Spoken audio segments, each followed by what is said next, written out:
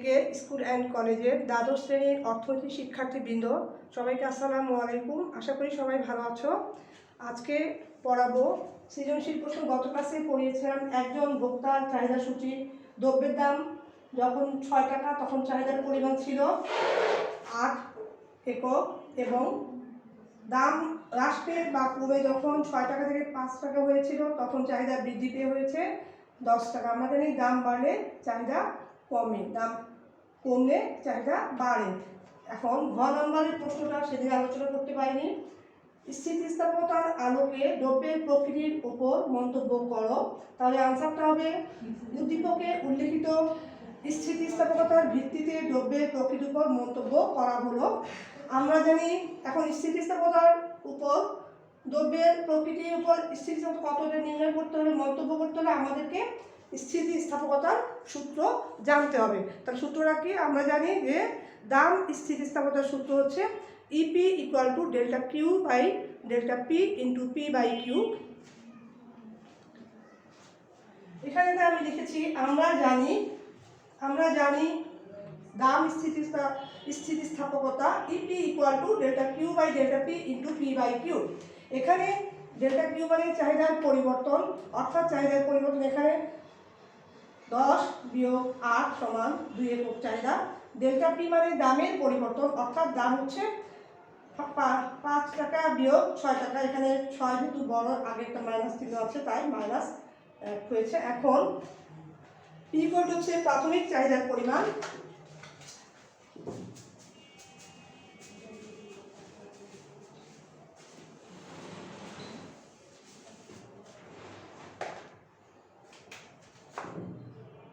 P code হচ্ছে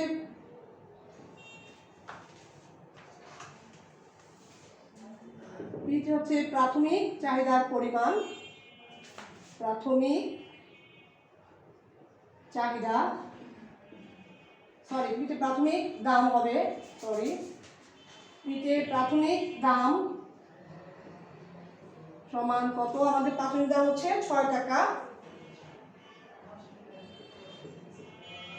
আর কিউতে হচ্ছে প্রাথমিক চাহিদা ছিল কত আমাদের? 8 একক। প্রাথমিক চাহিদা 8 একক।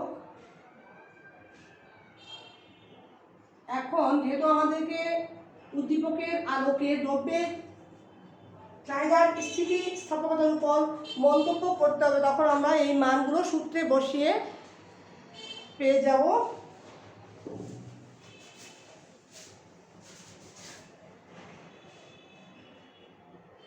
বা এই লাইনটা এখানে লিখছি আবার EP equal to delta Q by delta EP equal to delta Q by delta P into P by Q equal to delta P. আমরা ডেল্টা কিউ কত পেয়েছি? 2। এখানে 2 বসিয়ে দিলাম। ডেল্টা কিউর মান ডেল্টা পি পেয়েছি কত? -1। আর গুণ প্রাথমিক চাহিদা পি এর মান কত? পি এর মান হচ্ছে আমাদের 6, তাহলে এখানে 6 বসিয়ে দিলাম। আর কিউ এর মান হচ্ছে অর্থাৎ প্রাথমিক চাহিদা 8 একক।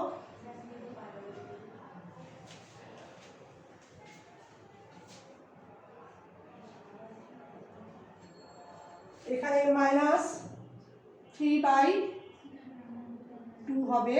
কিভাবে হলো? 2 দিয়ে 8 কে কাটে 4 দুগুণে 8। এখন এখানে যদি 4 রাখি তাহলে ইকোনমিক্সে না পেতে ডাইরেক্ট লেখা যায়, সরাসরি লেখা যায়, তাই সরাসরি লিখেছি। যদি কেউ বুঝে না থাকো এভাবে দেখাচ্ছি, দেখো এখানে 2 গুণ -1 গুণ 6 আর এখানে 8, 2 দুগুণে 4 দুগুণে 8, 4 2 দুগুণে 4 আর 3 দুগুণে 6, 2 একে 2 -3/2 দেখালাম। এখন এখানে যেহেতু মাইনাস এসছে, এখন যদি আমরা ভগ্নাংশে পরিণত করতে পারি, ভাগ করব কিভাবে? দেখো এখানে যদি ভাগ করি আমরা 3 কে 2 একে 2, 1 থাকে দশমিক দিয়ে 0 মানে 5 দুগুণে 10 মিলে গেল। কিন্তু পরীক্ষায় এগুলো না দেখালে চলবে, সরাসরি উত্তর লিখে দিলাম 1.5 বা লেস দেন 0 আসছে আমাদের এখানে, অর্থাৎ ঋণাত্মক মান আমরা পেয়েছি। এখন আমরা ঋণাত্মক চিহ্নকে অবজ্ঞা করে পাই লিখব।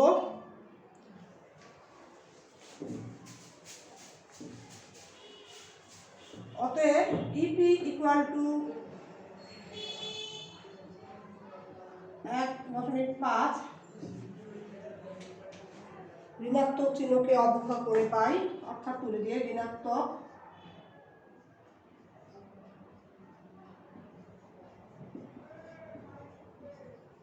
চিহ্নকে অবজ্ঞা করে পাই, অবজ্ঞা করে। তাহলে আমরা এখন মান বসিয়ে স্থিতিস্থাপকতা কত আমরা সেটা পেয়েছি। এখন কি করবো, এটা মন্তব্য করতে হবে আমাদেরকে। মন্তব্যটা যেহেতু এখানে ইপি অর্থাৎ ইপি গ্রেটার দেন অর্থাৎ E P equal two 1.5 greater than 0 হয়েছে, তাহলে আমরা বলতে পারি এখানে দ্রব্যের প্রকৃতি কি, চাহিদা স্থিতিস্থাপকতা, অর্থাৎ দ্রব্যটি হলো বিলাসজাত দ্রব্য। যেহেতু এখানে ঋণাত্মক চিহ্ন অবজ্ঞা করে আমরা 1.5 গ্রেটার দেন 0 পেয়েছি, আমরা বলতে পারি দ্রব্যটি হচ্ছে বিলাসজাত দ্রব্য। বিলাসজাত দ্রব্যের দাম বৃদ্ধি পেলেও চাহিদার তেমন পরিবর্তন হয় না, সামান্য পরিবর্তন হয়ে থাকে। তাহলে এবার আমরা মন্তব্যটা লিখে ফেলি।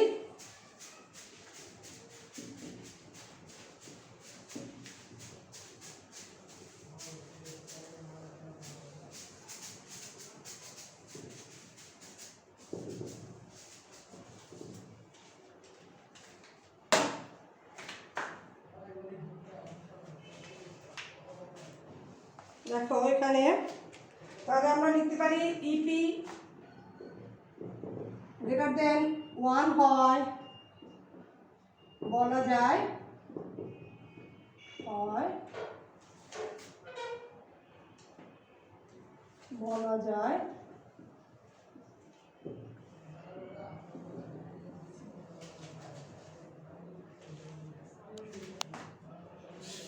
দ্রব্যটির চাহিদা স্থিতিস্থাপক।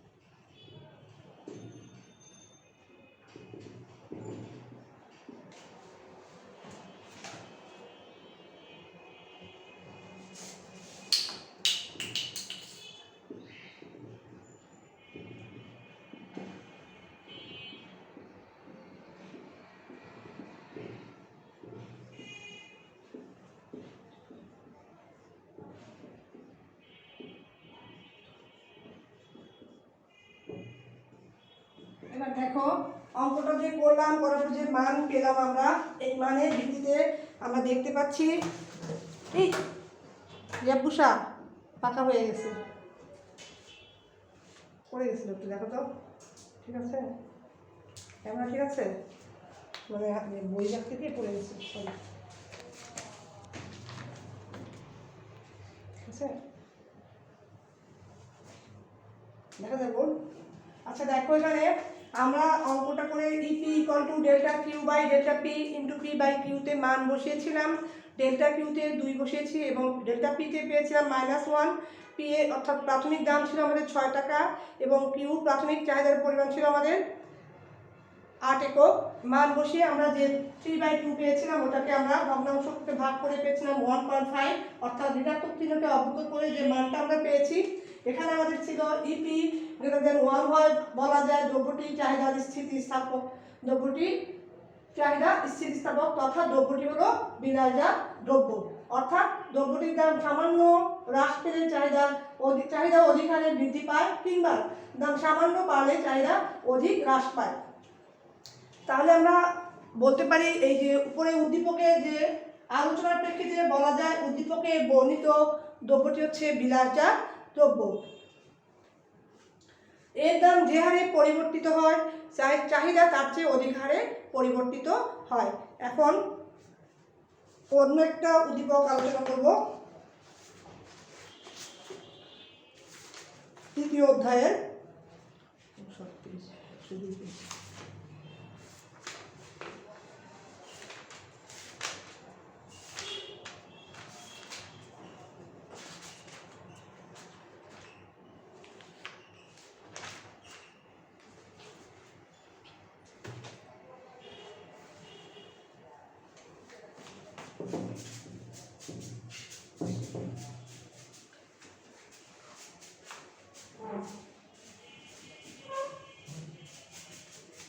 এখন তৃতীয় অধ্যায় ঢাকা বোর্ড 17 সালে এসছে একটি প্রশ্ন আলোচনা করব।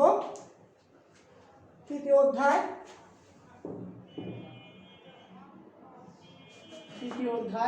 ঢাকা বোর্ড 17 সালে এসছে সৃজনশীল প্রশ্ন, ঢাকা বোর্ড 17 সাল। এটা হচ্ছে আমাদের গড় ব্যয় রেখা বা এসি, এটা হচ্ছে আমাদের এনসি রেখা বা মার্জিনাল কস্ট বা প্রান্তিক খরচ রেখা। ওএক্স অক্ষে বা ভূমি অক্ষে হচ্ছে আমাদের উৎপাদন,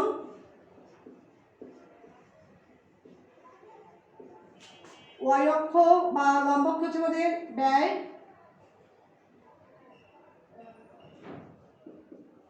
এখন 1 নম্বর প্রশ্ন হচ্ছে আমাদের ক জ্ঞানমূলক প্রশ্ন, গড় ব্যয় কি?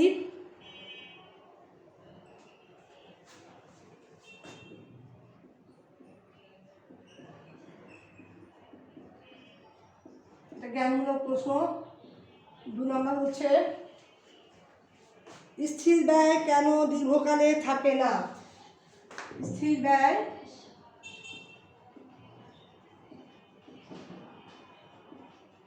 কেন দীর্ঘকালে থাকে না?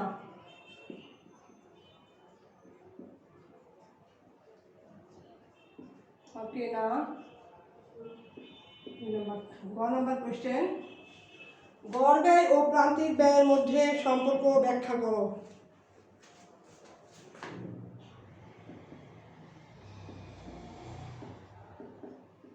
প্রান্তিক ব্যয়ের সম্পর্ক ব্যাখ্যা করো।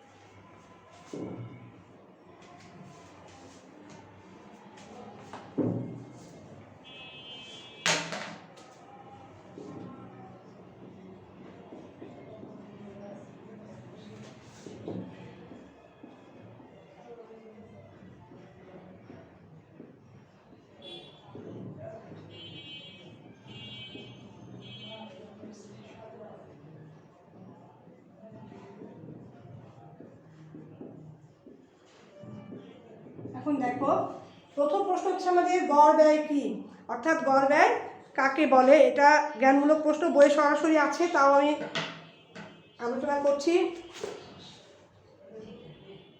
কোনো দ্রব্যের প্রতি একক উৎপাদন করতে যে ব্যয় হয় তাকে গড় ব্যয় বলে।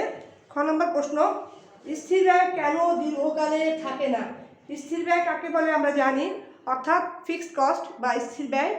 কোনো উৎপাদন প্রতিষ্ঠান বা ফার্ম যখন তাদের উৎপাদন বন্ধ রাখে তখন তাকে কতগুলো খরচ উৎপাদন করুক বা না করুক বহন করতে হয়, সেটাকে বলা হয় স্থির ব্যয়। যেমন বিদ্যুৎ বিল, টেলিফোন বিল, বাড়ি ভাড়া, স্থায়ী কর্মচারীদের বেতন, এগুলো হচ্ছে স্থির ব্যয়।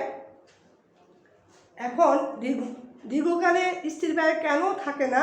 দীর্ঘকালে সব ধরনের ব্যয়ই পরিবর্তনশীল ব্যয় এর অস্তিত্ব, অর্থাৎ দীর্ঘকালে কোনো স্থির ব্যয় থাকে না, সব ব্যয় হলো পরিবর্তনশীল ব্যয় বলে স্থির ব্যয়ের অস্তিত্ব থাকে না। অর্থাৎ স্বল্পকালে উৎপাদন ব্যয় বলতে স্থির ব্যয়কে বা ফিক্সড কস্ট ও পরিবর্তনীয় ব্যয় বা ভেরিয়েবল কস্ট উভয়কেই বোঝায়। স্থির ব্যয় স্বল্পকালীন উৎপাদন করার সময়, অর্থাৎ স্বল্পকালে স্থির ব্যয় এবং পরিবর্তনশীল ব্যয় উভয়ই স্থির ব্যয় হিসেবে থাকে বা বোঝানো হয়। কিন্তু দীর্ঘকালে উৎপাদন ব্যয় বলতে শুধু পরিবর্তনশীল ব্যয়কে বোঝায়। আর এই সময় উৎপাদনের প্রায় সকল উপকরণ পরিবর্তন করা যায়, অর্থাৎ দীর্ঘকালীন সময়ে উৎপাদনের সকল উপকরণই পরিবর্তন করা যায়। তাই যেমন স্বল্পকালে কারখানার যন্ত্রপাতি স্থির থাকে, কিন্তু দীর্ঘকালে তার পরিবর্তন সাধন করা যায়। এই জন্যই দীর্ঘকালে কোনো স্থির ব্যয়ই থাকে না, সবই হয় পরিবর্তনশীল ব্যয়। এখন গ নম্বর প্রশ্নে আসো, গড় ব্যয় ও প্রান্তিক ব্যয়ের মধ্যে সম্পর্ক কি ব্যাখ্যা করো। এটা রঞ্জিত কুমার নাথের বই সরাসরি আছে, ওখান থেকে পড়লেই পেয়ে যান। তবু আমি বলছি, উদ্দীপকের প্রদর্শিত চিত্রে গড় ব্যয় ও প্রান্তিক ব্যয়ের মধ্যে যে সম্পর্ক সেটা দেখা বলছি।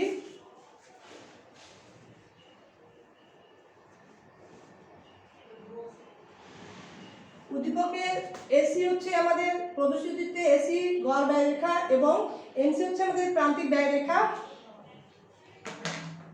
এই এসি হচ্ছে আমাদের গড় ব্যয় রেখা এবং এমসি প্রান্তিক ব্যয় রেখা। এবং গড় ব্যয় এবং প্রান্তিক ব্যয়ের মধ্যে সম্পর্ক কি এখানে বলা হচ্ছে। উদ্দীপকে আমরা দেখতে পাচ্ছি যে সম্পর্ক হলো পণ্য বা সেবা উৎপাদনের প্রতি এককের ব্যয়কে গড় ব্যয় বা এসি বলা হয়। আর প্রান্তিক ব্যয় এমসি হচ্ছে কোনো দ্রব্যের অতিরিক্ত একক উৎপাদন করতে যে অতিরিক্ত ব্যয় হয় তাকে বলা হয় প্রান্তিক ব্যয়। কোনো দ্রব্যের অতিরিক্ত একক উৎপাদন করতে যে অতিরিক্ত ব্যয় হয় তাকে বলা হয় প্রান্তিক ব্যয় বা মার্জিনাল কস্ট বা এমসি। এমসিতে হচ্ছে মার্জিনাল কস্ট, এসিতে এভারেজ কস্ট বা গড় ব্যয়। এই দুই ধরনের ব্যয়ের মধ্যে সম্পর্ক তিনটি, অর্থাৎ এই যে প্রান্তিক ব্যয় বা এমসি বা মার্জিনাল কস্ট এবং গড় ব্যয় এসি বা এভারেজ কস্ট, এই দুই ধরনের ব্যয়ের মধ্যে যে সম্পর্ক এটা তিন ভাগে বিভক্ত বা বিবৃতি দিতে পারি বা বর্ণনা করতে পারি আমরা। প্রথম দিকে গড় ব্যয় রেখাটি উপরের দিকে, অর্থাৎ প্রথম দিকে আমাদের এসি গ্রেটার দ্যান এমসি, অর্থাৎ এসি এমসি চেয়ে বেশি।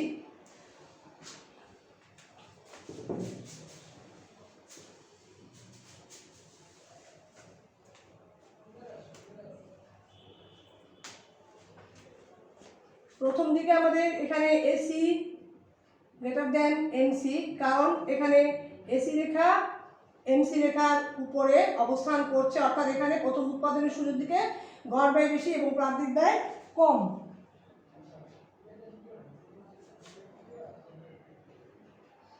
অর্থাৎ যখন এসি রেখার নিচে যখন এমসি অবস্থান করে তখন এমসির চেয়ে এসি অর্থাৎ গড় ব্যয় বেশি থাকে, তাই এসি গ্রেটার দেন এমসি। আর এভাবে কমতে কমতে এক পর্যায়ে যখন এমসি রেখা এসি রেখা সর্বনিম্ন বিন্দু দিয়ে ছেদ করে, অর্থাৎ যেখানে এসি সর্বনিম্ন গড় ব্যয় যেখানে সর্বনিম্ন সেখানে এমসি রেখা এসি রেখাকে ছেদ করে উপর দিকে উঠে গেছে। এখানে অর্থাৎ এই যে বিন্দুটা এখানে AC is equal to MC, অর্থাৎ গড় ব্যয় এবং প্রান্তিক ব্যয় সমান। যে বিন্দুতে গড় ব্যয় রেখাকে ছেদ করে এমসি রেখা উপরের দিকে উঠে গেছে সেই বিন্দুতে গড় ব্যয় এবং প্রান্তিক ব্যয় সমান, এবং এখানে উৎপাদনের ভারসাম্য অর্থাৎ ভারসাম্য উৎপাদন নির্দেশ, অর্থাৎ এই বিন্দু সর্বনিম্ন খরচে যদি উৎপাদন করে কোনো কারখানা বা উৎপাদনকারী ফার্ম, তখন মুনাফা বা লাভ হবে সর্বাধিক যেখানে এসি ইকুয়াল টু এমসি, অর্থাৎ গড় ব্যয় এবং প্রান্তিক ব্যয় যেখানে সমান সেই বিন্দু, অর্থাৎ যেখানে এসি সর্বনিম্ন বিন্দু অর্থাৎ গড় ব্যয় সর্বনিম্ন সেখানে এমসি রেখাকে ছেদ করে উপরের দিকে উঠে গেছে, অর্থাৎ এই বিন্দুতে AC is equal to MC, অর্থাৎ এখানে গড় ব্যয় এবং প্রান্তিক ব্যয় সমান। এবং তৃতীয় ধাপে এমসি গ্রেটার দেন এসি বা এসি লেস দেন এমসি দিতে পারি, কারণ এখানে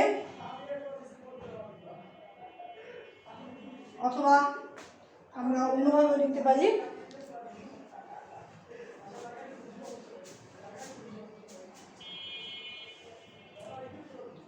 এখানে এভাবে লিখতে পারি AC less than MC MC,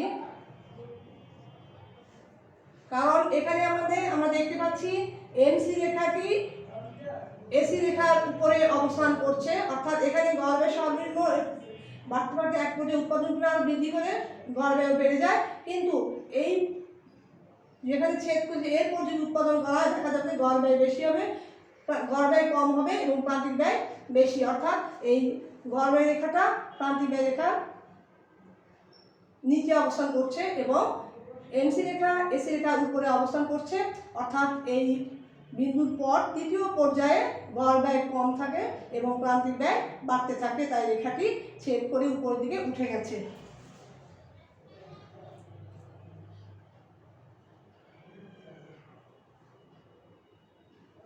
অর্থাৎ এরপর যদি উৎপাদন বাড়তে থাকে তখন দেখা যায় এসিও ঊর্ধ্বগামী এবং এমসিও ঊর্ধ্বগামী হয়, দুটি বাড়তে থাকে। এই হচ্ছে আমাদের গড় ব্যয় ও প্রান্তিক ব্যয়ের মধ্যে সম্পর্কে ব্যাখ্যা। এবার ঘ নম্বর প্রশ্ন, এসি রেখার কোন বিন্দুতে এমসি ছেদ করেছে চিত্রের ভিত্তিতে বিশ্লেষণ করো। অর্থাৎ আমরা এখানে চিত্রটা এঁকে দেখাতে হবে কোন বিন্দুতে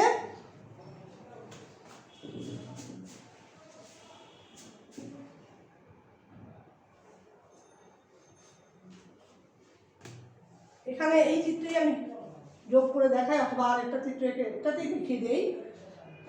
আরেকটা আঁকার সময় যেহেতু কম তাই আমার এই চিত্রে আমি দেখিয়ে দিচ্ছি, 30 মিনিট শেষ হয়ে গেলে ক্লাস শেষ হয়ে যাবে। এখানে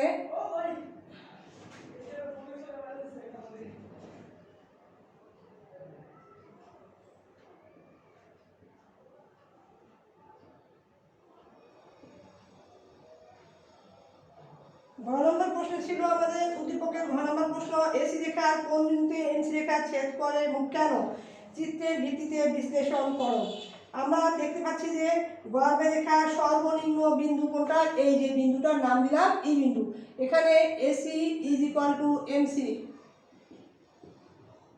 আর এখানে হচ্ছে এসি লেস দেন এমসি, এখানে হচ্ছে এসি গ্রেটার দেন। এখন আমরা দেখতে পাচ্ছি যে E0 অর্থাৎ এসি রেখার সর্বনিম্ন বিন্দুতে অর্থাৎ এই বিন্দুতে গড় ব্যয় সর্বনিম্ন হয়েছে, অর্থাৎ এই বিন্দুতে ছেদ করে কারণ এই বিন্দুতেই এসি ও এই বিন্দুতে ছেদ করে কারণ এসি ও এখানে AC is equal to MC হয়েছে, অর্থাৎ যেখানে ব্যয় সর্বনিম্ন হবে সেই বিন্দুতে মুনাফার পরিমাণ বা সর্বাধিক লাভ হবে এই সর্বনিম্ন বিন্দুতে, তাই এমসি রেখা এসি রেখাকে এই বিন্দুতে ছেদ করেছে, আর এটাই হচ্ছে আমাদের ভারসাম্য উৎপাদনের বিন্দু, অর্জিত বিন্দু। তারপর আসি তার পরবর্তী ব্যাখ্যায়। তাই এসি রেখা সর্বনিম্ন বিন্দুতে এমসি রেখা নিচের দিকে ছেদ করে এবং এই বিন্দুতে এসি ইকুয়াল টু এমসি হয়। ব্যাখ্যা তারপর আসো, এই উপরের চিত্রে দেখা যায় এই বিন্দুর পূর্বে এসি অর্থাৎ এই বিন্দুর পূর্বে এসি এখানে আস্তে আস্তে কমতে থাকে, এই বিন্দুর পূর্বে দেখা যায়, কিন্তু এমসি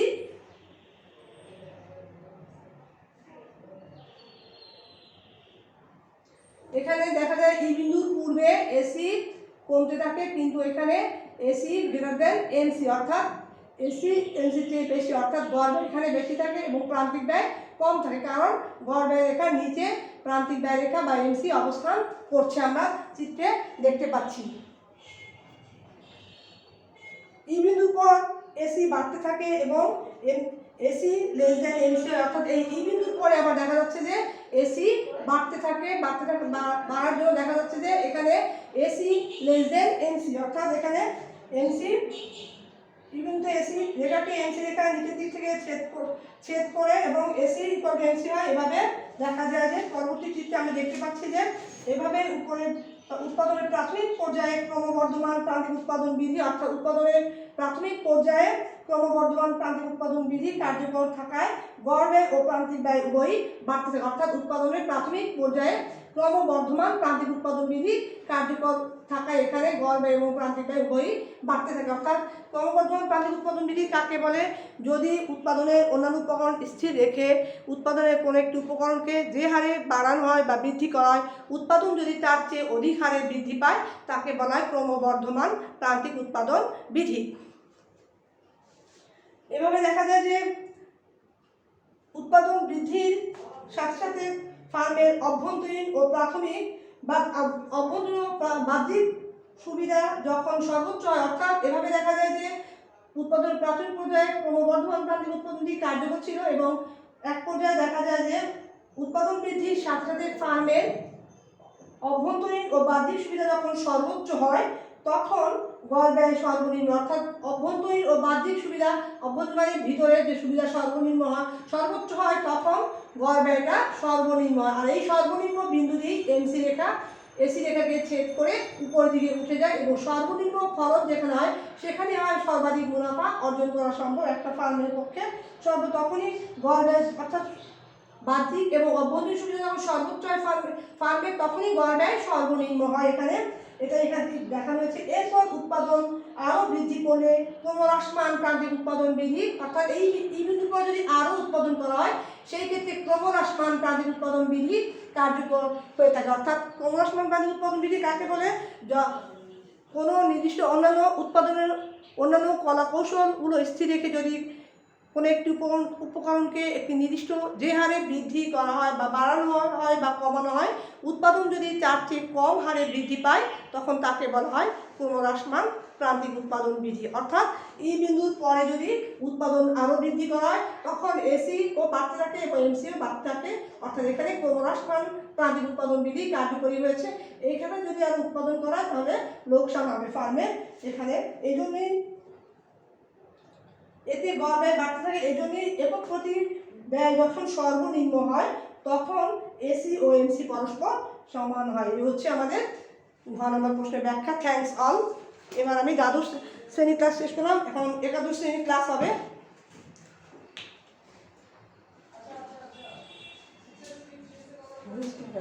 শুরু করে দিই।